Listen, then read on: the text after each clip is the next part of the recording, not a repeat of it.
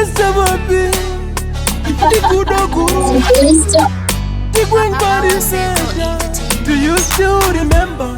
Baba ikuiritira uchirwara, kukuona unedziwa waisafara, usikuweze mama vaisarara, kutsungira kuna matatu kana wakushanda warangarira mama iwewe, wakushanda warangarira baba iwe, ndivo wani vaimira newe, uchikura vaimira newe, ndivo wani vaimira newe, pakukura vaimira newe.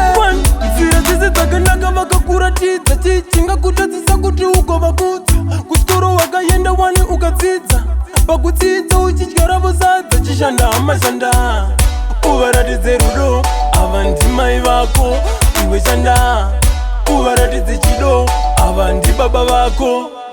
Kushanda warangarira mama iwewe, wakushanda warangarira baba iwe, ndivo wani vaimira newe, uchikura vaimira newe, ndivo wani vaimira newe, pakukura vaimira newe.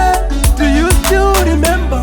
Baba ikuiritira uchirwara, kukuona unedziwa waisafara, usikuweze mama vaisarara, kutsungira kuna matatu ukopora. Saka vatende mai zvese zvavanodaita utenge mani iwewe, vatende baba zvese zvavanodaita utenge, kana wakushanda warangarira mama iwewe, wakushanda warangarira baba iwe, ndivo wani vaimira newe, uchikura vaimira newe, ndivo wani vaimira newe, pakukura vaimira newe.